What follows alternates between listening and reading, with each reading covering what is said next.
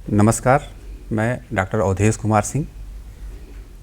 आज हम मानसिक एवं व्यावहारिक अक्षमता प्रबंधन में संगीत की भूमिका इस विषय पर परिचर्चा के लिए स्टूडियो में दो संगीत के महान कलाकारों को आमंत्रित किए हैं। इस विषय पर चर्चा के लिए हमारे बीच में श्रीमती अभ्रदिता मैत्रा बनर्जी उपस्थित हैं।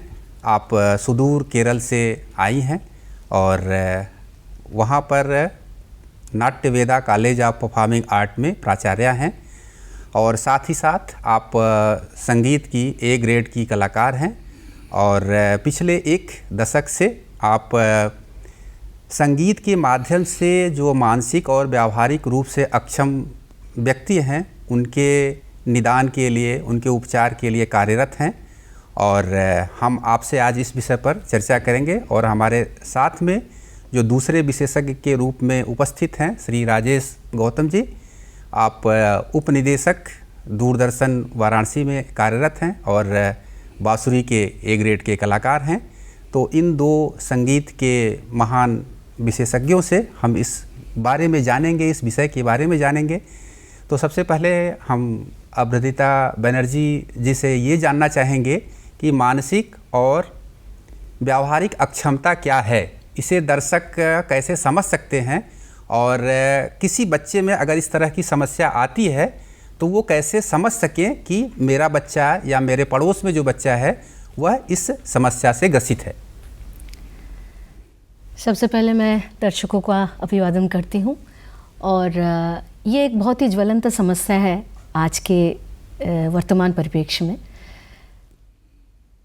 मानसिक और व्यावहारिक समस्याएं जो हैं, अक्षमता जिसको हम कहते हैं, मानसिक अक्षमता में अब बहुत ही कॉमनली हम सुनते हैं कि डिप्रेशन है, एंग्जाइटी है, तो ये सब चीज़ें हैं, ये सब चीज़ें मानसिक अक्षमता में काउंट हो जाती हैं।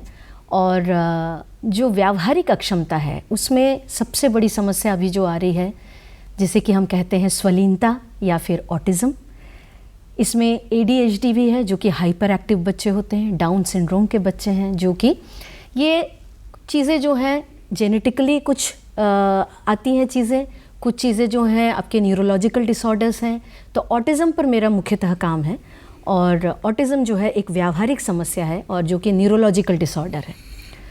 इसके जो लक्षण हैं बच्चों में वो है कि यूजुअली ये 2 से 2.5 साल के बच्चों में देखने को मिलती है कि जब आपने बच्चे के नाम से बुलाया और बच्चा आपकी तरफ देखकर बात नहीं करता या फिर उसकी स्पीच डेवलप नहीं हो रही, मतलब कि बोल नहीं सकता, एक आध शब्द बोल सकता हो या फिर एक लेटर सिर्फ, एक अक्षर सिर्फ बोल सकता हो। और इसके साथ ही वो सामान्य बच्चों के साथ खेलना पसंद नहीं करता। आपने आवाज़ दी, वो सुन नहीं पा रहा है। सबसे पहले आपको ये डाउट हो सकता है कि शायद उसको सुनने की समस्या है, लेकिन जब आप चेकअप कराएंगे तो उसके बाद हो सकता है कि सुनने की समस्या नहीं है, लेकिन बच्चा आपको रिस्पॉन्स नहीं कर रहा है। तो ये जो है समस्या, ये इस तरह के जो लक्षण आते हैं, इन लक्षणों में चिड़चिड़ापन है या फिर बहुत ज़्यादा बच्चा गुस्सा करने लगता है, मतलब जिसको कि हम एग्रेशन कहते हैं। ये सब चीज़ें जब होती हैं तब उस समय कंसल्ट करना बहुत ज़रूरी है चीज़ों को।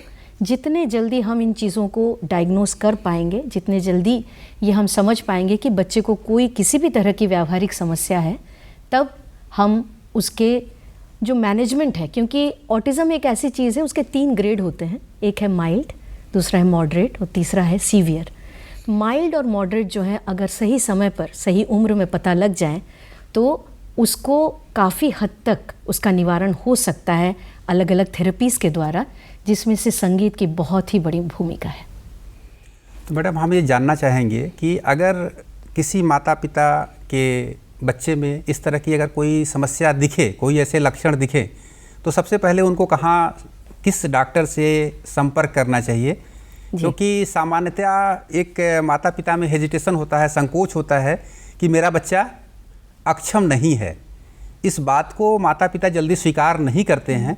तो ऐसे बच्चों को ग्रामीण परिवेश में बहुत लोग उससे परिचित नहीं हैं, तो सबसे पहले वो कहाँ उनको दिखाएं, किससे संपर्क करें? जी, सबसे पहली बात तो मैं ये कहना चाहूँगी कि हम इन बच्चों को विशिष्ट बच्चे कहते हैं। ये स्पेशल चिल्ड्रन हैं और ये अक्षम हमारा जो समाज है, हम जिस तरह से अपने बच्चे को बड़ा करना चाह रहे हैं, शायद उसमें वो अक्षम है, लेकिन उनके अपने अंदर बहुत सारी चीज़ें ऐसी होती हैं जो कि हम शायद ना समझ पाए या हम शायद ना कर पाएँ। तो उनके अंदर क्या है, वो किस तरह की चीज़ों में शायद वो स्पेशलाइज्ड हो सकते हैं, इन सब चीज़ों को पता करने के लिए सबसे पहले तो पता करना ज़रूरी है कि ऑटिज़म किस लेवल पर है। अगर वो ऑटिज़म है या बहुत ज़्यादा बच्चा जैसे कभी बैठते ही नहीं है तो ऑटिज़म विथ ADHD बोलते हैं हम, हाइपर एक्टिव बच्चा बोलते हैं। और इन बच्चों में जो है सबसे ज़्यादा समस्या होती है कि ध्यान केंद्रित करने की। तो ध्यान केंद्रित जिसको हम अटेंशन कहते हैं। अब हम हर बात पे बच्चों से कहते हैं कि ध्यान दो, ये सीखना है कि वो सीखना है, किसी भी बात के लिए हम कहते हैं कि ध्यान दीजिए या ध्यान दो। अब ये ध्यान जब नहीं होता है तब समस्या आती है। और इसके लिए सबसे पहले तो जो पेडियाट्रिक्स हैं, मतलब जो बच्चों के डॉक्टर हैं, उनसे पता किया जाए। और अगर वो इस तरह की समस्याओं के बारे में बात करते हैं तो न्यूरो के डॉक्टर्स जो हैं इन चीज़ों को हैंडल करते हैं, सबसे बड़ी बात है। और दूसरी बात जी रोकना चाहूँगा जी कि किस उम्र तक के बच्चों को इस तरह की पता कर पाते हैं कि इनको हम सिखा सकते हैं या इसका मानसिक इलाज किया जा सकता है, किस उम्र तक के बच्चों को? क्योंकि साल भर के बच्चे में अवेयरनेस आ जाती है जी और वो समझने लगते हैं जी। तो आपका क्या पैरामीटर्स है कि किस उम्र तक के बच्चों को या बालिका को या बालक को जी या जो एक प्रौढ़ भी व्यक्ति है, जी। तो क्या प्रौढ़ में भी इस तरह प्रॉब्लम आती है या कैसे क्या करते हैं आप लोग? ऑटिज़म जो है वो बचपन से ही आ जाती है। ये एक एज के बाद ऑटिज़म होगा ऐसा नहीं है। अच्छा 2 साल की उम्र तक के बच्चों में पता चल जाता है कि अगर बच्चा ऑटिज़म या फिर स्वलीन बच्चा है। जी। क्योंकि जब शुरू में ही बच्चा आपकी आवाज़ पर, आपने किसी बच्चे को बुलाया और बच्चा आवाज़ पे आपके ध्यान नहीं दे रहा है और वो आपकी तरफ देख भी नहीं रहा है, आप कुछ सिखाना चाह रहे हैं, खिलाना चाह रहे हैं, वो देखेगा ही नहीं आपकी तरफ, दूसरी तरफ देखेगा। या फिर दूसरे बच्चों के साथ बैठ के कोई भी खेल भी नहीं खेल सकता, अपने कोने में रहेगा या फिर बहुत ज़्यादा हाइपर रहेगा, दौड़ रहा है। वही मैंने कहा ना कि ध्यान, भाई हमने जैसे आपने मुझे बुलाया मैडम मैं आपको रोकना चाहूँगा तो मैंने आपको देखा, जी, जी, जी। ये चीज़ आपको नहीं मिलेगी ऑटिज़म के बच्चे पर। कोई पर्टिकुलर एज ग्रुप होते हैं या कुछ? ये जो है होता आप 2 साल के बाद से इस चीज़ को आइडेंटिफाई कर सकते हैं। अच्छा। जब आप डॉक्टर को दिखाते हैं या फिर पता चलता है जो वो 1.5 साल से 2 साल के बच्चों में पता चल जाता है। क्योंकि क्या है, जब बच्चा हो सकता है कि स्पीच थोड़ा सा, मतलब जो बातचीत करना है वो थोड़ा डिले होता है कई बार बच्चों में, लेकिन विशिष्ट बच्चों में जो है ये बातचीत करने की जो मैंने एक और बात है कि ऑटिज़म के बच्चों में स्पीच बहुत ज़्यादा डिस्टर्ब रहती है। मतलब वो पूरी तरह से सेंटेंस बोलना, मतलब वाक्यों को पूरी तरह से बात कर पाना या फिर समझ के बोलना। मैंने पूछा क्या कर रहे हो बेटा, तुरंत उसका जवाब शायद आपको ना मिले। हो सकता है उसको समझ में ही ना आए कि आप क्या बोल रहे हैं, क्या पूछ रहे हैं, क्योंकि वो आपकी तरफ देखेगा भी नहीं और उसका अटेंशन भी नहीं होगा आपकी तरफ। तो इस तरह से 2-2.5 साल के बच्चे में ये चीज़ पता चल जाती है। और जब आजकल तो नर्सरी स्कूल में डाल दिया जाता है बच्चों को 2.5 साल तक, नर्सरी में जाकर जब टीचर बोलते हैं कि ये बिल्कुल भी सुनता नहीं है या फिर बात नहीं करती है, जैसा भी है, अगर लड़का है लड़की है जो भी है, तो तब इस चीज़ का खुलासा होता है कि कोई एक अलग समस्या इस बच्चे में है। और तभी इस चीज़ को तुरंत पता करके अगर तभी उसका निदान या फिर उसके मैनेजमेंट, प्रबंधन के लिए कोई कार्य सोचा जाए तो वो बहुत ज़रूरी है। मतलब समय के साथ यदि ध्यान न दिया जाए तो उम्र के साथ वो समस्या बढ़ती जाती है जी। और अगर वह बच्चा बड़ा हो गया तब भी उसमें वो समस्या रहेगी। बिल्कुल रहेगी। तो ऐसे बच्चों के लिए वर्तमान समय में बहुत सारे सेंटर्स खुल रहे हैं, बहुत सारे लोग इससे जुड़ रहे हैं जी, जी। और उसमें अलग तरह की थेरेपी, बहुत तरह की थेरेपी की जाती है जिससे कि उनका पाचन तंत्र सही रहे, उनके हाथ पैर ठीक से संचालित हों और उनका मानसिक विकास हो। उसमें जो ये संगीत है जी, संगीत की क्या भूमिका हो सकती है? क्योंकि संगीत एक ऐसा माध्यम है क्योंकि जो कभी भी उसमें कुछ लगना नहीं है और उसका साइड इफ़ेक्ट नहीं है। तो अगर हम संगीत से जुड़ करके उपचार करेंगे तो उसका कोई साइड इफ़ेक्ट नहीं होगा और लाभ ही लाभ मिलेगा। तो आपने कई सारे सेंटर्स पे इस तरह के वर्कशॉप, कार्यशालाएँ किए हैं, तो वहाँ पे आप किस तरह की समस्या पाती हैं? और सामान्यतः जो लोग सिस्टम अडॉप्ट किए हैं वह विदेशी परंपरा पर आधारित है। जी। तो उसको आप उसका भारतीयकरण करने के दिशा में या इस तरह से जो चीज़ें हैं उसमें आप क्या कहना चाहेंगे लोगों के लिए? सबसे पहले मैं बताना चाहूँगी कि सबसे ज़रूरी है कि पेरेंट्स जो हैं, माता पिता जो हैं, इस चीज़ को एक्सेप्ट करें कि अगर बच्चे में कुछ अलग है तो उसको एक्सेप्ट करके उसके साथ किस तरह से व्यावहारिक हमको काम करना है, इस चीज़ को समझना, इस चीज़ को पढ़ना, इस चीज़ की जानकारी लेना सबसे पहले ज़रूरी बात यह है। और जहाँ तक संगीत की बात है, जब मैं सेंटर्स पे जाती हूँ जहाँ पर कि बच्चों में सबसे बड़ी समस्या आती है कि उनका जो स्पीच है, जो बातचीत करने का तरीका, वहाँ पर कुछ बच्चे, देखिए ऑटिज़म जो है एक स्पेक्ट्रम है। स्पेक्ट्रम मतलब हर बच्चे की जो समस्या है वो अलग है। तो कोई बच्चा शायद वो अच्छे से बोल सक रहा है लेकिन हो सकता है कि उसका अटेंशन बहुत कम है। कुछ बच्चों में बिल्कुल भाषा की समस्या होती है बहुत ज़्यादा, वो शब्द बोल भी नहीं पाते हैं, एक लेटर बोलते हैं, एक अक्षर, हो सकता है सिर्फ माँ बोलें, फिर सिर्फ प बोलें, सिर्फ आ बोलें। तो ऐसे जब बच्चे होते हैं, इन बच्चों में तो मेरा मुख्य काम जो है वो उनके अटेंशन पर, मतलब कि ध्यान पर, और उनके उच्चारण के लिए, जो बातचीत के लिए उच्चारण की ज़रूरत होती है, स्पीच की ज़रूरत होती है, उसके लिए मैं मुख्यतः अलंकार जो है शास्त्रीय संगीत का हमारा सर्वप्रथम जो लेसन है या फिर जो हम पाठ पढ़ते हैं सारे गा मा पा धा नि सा, इस अलंकार को अगर बच्चों में सुनाया जाए, बच्चों के बीच में उनको सुनाया जाए, सबसे पहले तो है उनका ध्यान आकर्षित करना। और ये अलंकार की इसका जो गायन है वो मैं खुद करती हूँ, और तानपुरे के साथ और तबले के साथ, इसमें कोई भी किसी भी तरह की और जो वाद्य यंत्र हैं उनका प्रयोग नहीं होता है। और इसमें सारे गा मा पा धा नि सा की सबसे बड़ी बात जो है, सबसे पहले तो आप जब से ही ऑटिज़म के बच्चे जो है थोड़े म्यूज़िकली इंक्लाइंड बोलते हैं हम उनको, कि वो संगीत की भाषा बहुत अच्छे से समझते हैं बचपन से ही। कारण क्या है कि उनका, चूँकि वो भाषा नहीं समझते, वो आवाज़ का जो प्रोजेक्शन है या टोन है उसको बहुत अच्छे समझते हैं। अगर आप फिर आपको रुकना चाहूँगा। जी बोलिए। आपने संगीत की बात कही, तो किस तरह के संगीत उनको सुनाती हैं? सीधे एक जो नॉर्मल सारे गा मा पा धा नि सा इस तरह का संगीत म्यूजिकल टोन होता है, या उनको कोई इंस्ट्रूमेंट पे स्वर को सुनाया जाता है, कुछ इस तरह का होता है? किस तरह का संगीत आप उनको सुनाती हैं? सबसे पहले तो सिर्फ तानपुरा लगाया जाता है जब मैं काम करती हूँ। तानपुरा इसलिए कि उसके जो स्वर हैं सा प सा या फिर सा म सा, जो भी हम यूज़ करते हैं, वो जो स्वर है, तानपुरे की जो गूंज है, वो हमारे ब्रेन के लेफ्ट ब्रेन और राइट ब्रेन को कनेक्ट करने का काम करती है। अच्छा। तो जो न्यूरॉन्स हैं, जो जब कनेक्ट होंगे लेफ्ट ब्रेन के और राइट ब्रेन के, वो न्यूरॉन्स कनेक्ट होने के बाद ही जो है मोटर फंक्शन स्टार्ट होता है। मतलब कि बच्चा ध्यान देगा। अब हाथ में ताल देना, कि हाथ बढ़ाना, कि कोई चीज़ पकड़ना, ये सब हम मोटर फंक्शन पे लाते हैं। अच्छा। और उस पर ध्यान देकर उसको अगर उच्चारण करना है या सुनना है, ये होता है कॉग्निशन। तो इन दोनों चीज़ों का जब मेल होगा तभी जाके ये रिस्पॉन्स होता है।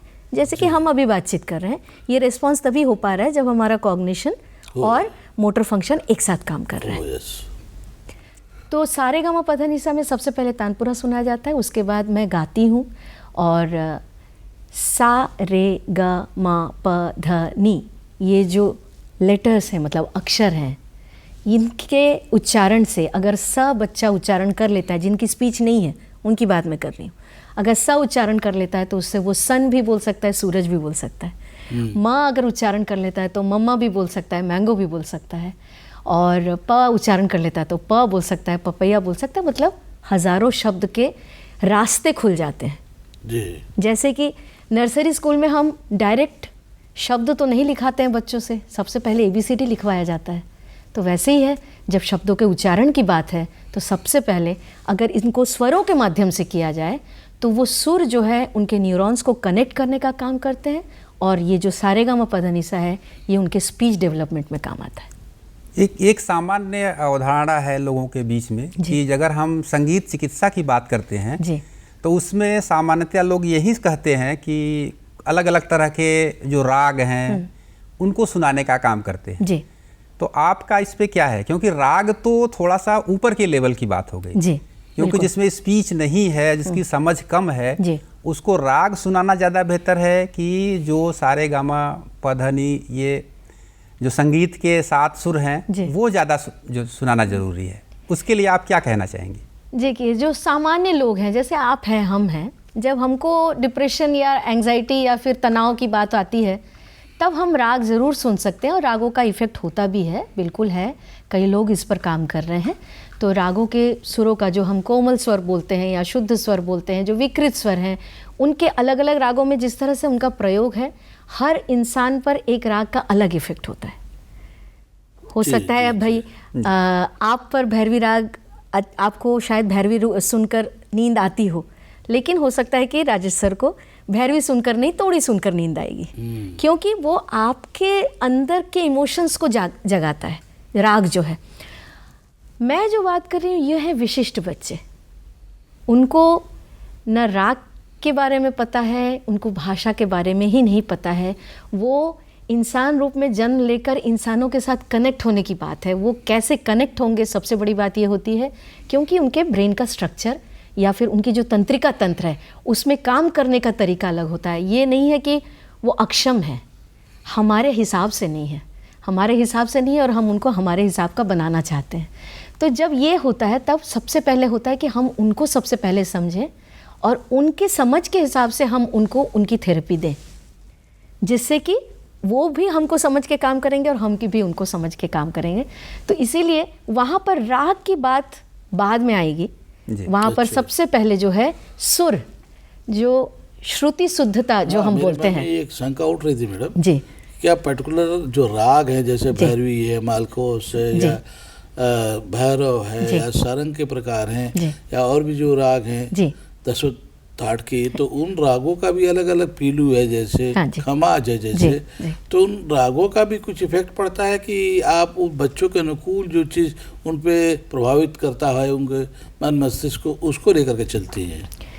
नहीं, रागों का प्रभाव तो है ही सर, वो तो बहुत ज़्यादा ज़रूरी है। लेकिन मेरा जो सबसे पहला काम है कि शुद्ध सुर से, शुद्ध स्वर, हाँ, और उसके बाद भैरव के स्वर, सा रे गा मा पा धा नी सा सा नी धा पा मा गा रे सा। तो अभी तक जो मैंने प्रयोग किया है वो है शुद्ध स्वर, मतलब बिलावल के स्वर, और भैरव के स्वर। इन दो स्वरों के बेस पर जो है उनके अनियंत्रित भाव को भी कंट्रोल में किया जा सकता है, या फिर बच्चा अगर बहुत ज़्यादा शांत है उसको एक्टिव करने के लिए शुद्ध स्वर बहुत काम करते हैं। तो जैसे मैडम एक मन में और बात उठ रही है जी, गम रे रे सा। आप देखिए भैरव में ऋषभ और जो है जी, दो स्वर उसमें विकृत या कोमल स्वर लग रहे हैं। जी, जी। तो कोमल स्वरों का भी तो प्रयोग हो रहा है, जैसे आपने कहा कि हम शुद्ध स्वरों को पकड़ते हैं, ठीक है, हाँ, बिलावल के, जी, लेकिन इसमें कोमल स्वर भी लग रहे हैं। तो क्या कोमल स्वरों को सुनाने से बच्चों पे कुछ प्रभाव पड़ता है? वही मैंने आपको बताया कि जब बच्चा बहुत ज़्यादा एक्टिव बच्चा है, मतलब वो ध्यान तो नहीं दे पाता लेकिन बहुत हाइपर है, जिसको कि हाइपर एक्टिव हम कहते हैं, हाइपर एक्टिव विथ ऑटिज्म अगर है, तब उस बच्चे का ध्यान भी नहीं है, उसका एग्रेशन भी ज़्यादा होगा। हो सकता है कि वो किसी को उठा के हाथ पैर भी चला दे, इस तरह की भी चीज़ें होती है। तो उसको जब कंट्रोल में करना होता है तब भैरव के स्वर काफ़ी काम आते हैं, लेकिन इन जनरल सबसे पहले जो शुरुआत होती है वो शुद्ध स्वरों से होती है। ओके। विषय बहुत गंभीर हो गया, म्यूज़िक में हम लोग ज़्यादा चले गए हैं जी। तो हम सामान्यतः जो माता पिता हैं या जो बच्चे की देखभाल करने वाले हैं जी, अगर किसी माता पिता को ये पता चलता है कि मेरा बच्चा कुछ अलग तरह का है, किसी विषय में या मानसिक रूप से या व्यावहारिक रूप से अक्षम है, तो ऐसे माता पिता खुद ही अपने आप में डिप्रेशन में चले जाते हैं। जी, जी। तो हम आपसे ये जानना चाहेंगे कि ऐसे बच्चों की देखभाल करने वाले जो अभिभावक हैं या उनके केयर टेकर हैं, उनके लिए आप क्या सुझाव देना चाहेंगी? बच्चा ये भी कर लेगा, वो भी कर लेगा, उस पर आप सबसे पहले अपना नियंत्रण करें और बच्चे के स्वभाव को समझें।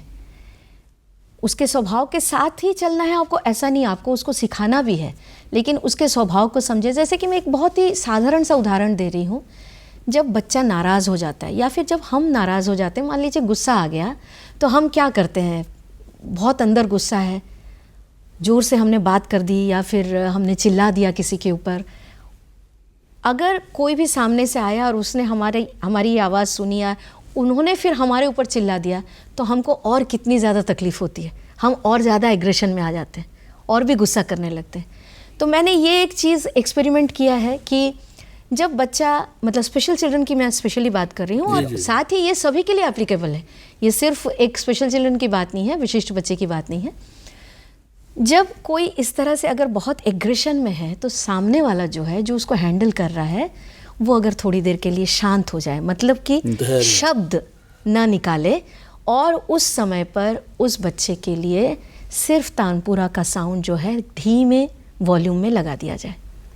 मतलब वो चीज़ जो है, समय की थोड़ी बाध्यता है मैडम। तो अगर मान लीजिए कोई माता पिता कहीं नहीं जा पा रहे हैं, किसी सेंटर में नहीं जा पा रहे हैं, बहुत सेंटर हर जगह उपलब्ध भी नहीं है, तो ऐसे माता पिता के लिए, चूँकि आप संगीत से जुड़ी हैं, संगीत चिकित्सा करती हैं, तो वो क्या क्या करें, अपने घर में वो क्या कर सकते हैं, कुछ ये चीज़ें बताएं जिससे कि वो अपने घर में उस बच्चे के कुछ विकास के लिए कुछ कर सकें। जी, सबसे पहले तो उसके साथ रहना बहुत ज़रूरी है।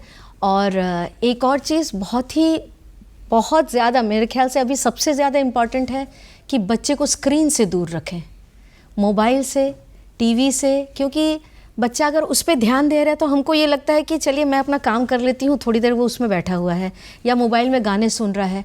इससे क्या है, ये बच्चे जो हैं किसी भी चीज़ में बहुत ज़्यादा एडिक्टेड हो जाते हैं, मतलब कि बहुत ज़्यादा उसके ध्यान जो है उसी पर ज़्यादा चला जाता है। स्क्रीन एक ऐसी चीज़ है, मोबाइल स्पेशली, मोबाइल के एडिक्शन में कई बच्चे ऐसे हुए हैं कि जिनकी की स्पीच बहुत लो हो गई है, उनका अटेंशन बहुत कम हो गया है, भले ही वो ऑटिज़म स्पेक्ट्रम में न आते हों।